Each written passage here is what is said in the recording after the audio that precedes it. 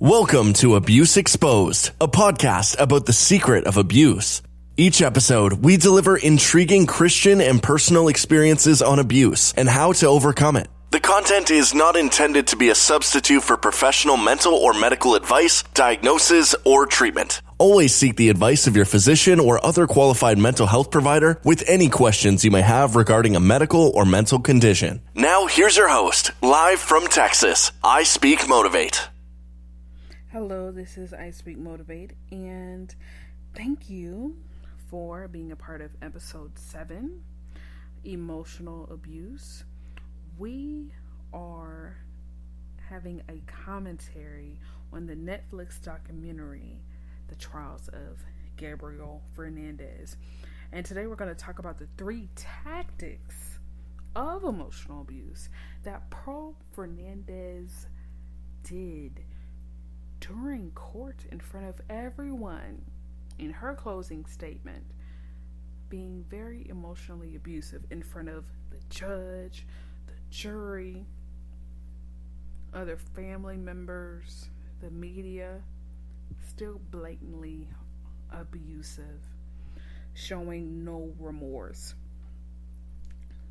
And you guys, quickly, I just want to thank you for being very supportive, sharing, subscribing, commenting, and we have reached 100 downloads, and we just started March the 3rd, so I am very excited, and thank you all for that. Now let's just get into her closing statement. So Pearl Fernandez, the mother of Gabriel Fernandez, that was 8 years old, that was killed through torture for 8 months by his own mother and mother's boyfriend, Isaro. Okay, so she was saying that I am sorry that he died and I wish he lived. I hope my children can forgive me and one day come to their senses and come to me. So me, listening to this, I'm angry, okay? Because she's being an abuser in her closing statement. She's still letting them know who's in control. And so we're going over what emotionally abusive tactics she was using during that statement. That was calculated, okay? So let's get into it. And we have these definitions and this helpful breakdown from Google, okay? Now it says here, emotional abuse is a despicable act, a way to manipulate someone in their psychological well-being. It can often go unnoticed for a long period of time, with even the victim themselves not realizing what is happening to them. Even if you suspect that everything is okay with you and a partner or a friend, it is also worthwhile knowing what the indicators of emotional abuse are. So we're going over these 3 that she used that I found within the documentary. Guilt. Someone who is emotionally abusive will use tactics like ignoring you or feeling bad for themselves. This is a form of guilt tripping and can be used to make someone feel ashamed about their actions without any real reason. You feel like you're constantly trying to avoid situations which will result in criticism or disappointment. Now, we're going to review her statement a lot, and we're going to be saying it a lot just to break it down with each tactic that was used to abuse her still living children.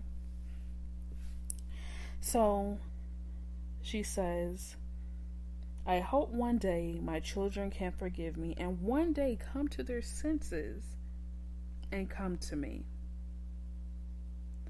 So right now she's like, okay, you aren't with your mom. You're not loving your mom. You're not forgiving your mom. You're not here supporting me. So guess what? You're out of your mind. And this is what is leading up to our next part of the emotional abuse, which is insulting remarks. This might start off as a light bit of fun, but can soon become something more sinister. What might begin with an innocent bit of name calling can result in unpleasant comments. All of this is done to lower someone's self-esteem and confidence in themselves, which in turn assists in the control and in the abuse. Okay? So what is she wanting her other children to do? To come to her. Even though she's about to go to prison without parole, and she still wants that abuse and control. Her narcissistic supply is gone, which is Gabriel Fernandez. She needs to have someone to abuse so that she can feel like she still has control and she is better and she is superior. Okay? So that's why she insults them, saying, come to their senses. So you're absolutely stupid if you don't come to me. And that's another form, here we go, of parentification. Why are you trying to force your children to come to you? You were supposed to protect them. You were supposed to love them. You were supposed to make right choices. They wouldn't even be in this situation if you would have chose to learn healthy behaviors and reprogram your pain into loving compassion through therapy, self-work, self-help. It's all you had to do. Your past should not define your future decisions in a negative, enabling, handicapping way. Yes, she suffered abuse and rape, but that does not give you the right to become a monster yourself. You should have known how it felt to you. So that should have deterred you. That's the thing that throws me off about some people that get abused or mistreated when they become a monster themselves.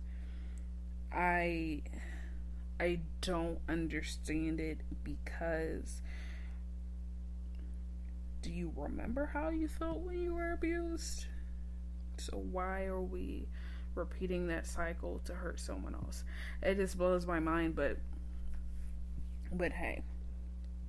Now we're going into the third tactic that was used, changing the subject. Switching conversational topics sounds innocent enough, but in the hands of a master manipulator, a change of subject becomes a means to avoid accountability. Narcissists don't want you to be on the topic of holding them accountable for anything, so they will reroute discussions to benefit them. And again, what is to benefit them? I hope my children can forgive me and one day come to their senses and come to me. Oh, forget all the torture and abuse I've done. Look, come to me, because if you don't, you're stupid. She's saying this in front of everyone. You have no sense if you don't come to your mom. She is being abusive.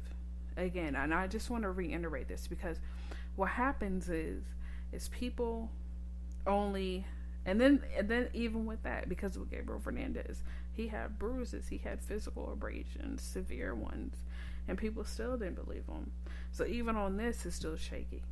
But usually, people don't truly believe that you've been abused unless they see some type of markings in this, that, and other to prove that you've been abused, which I feel like is so hurtful, because it's like an abuser, when you're in an abusive relationship, the abuser makes you prove everything to them. That's all you're doing. Every single day, you're proving something. You're trying to prove you're good enough every day.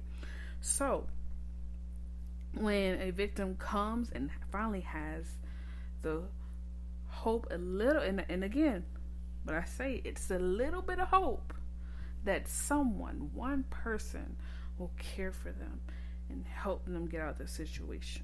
Okay? Don't believe them, because it's at the emotional abuse state, psychological, verbal, financial, spiritual abuse state. But what's not being understood now is the more and more those type of abuses continue, it transitions to physical abuse.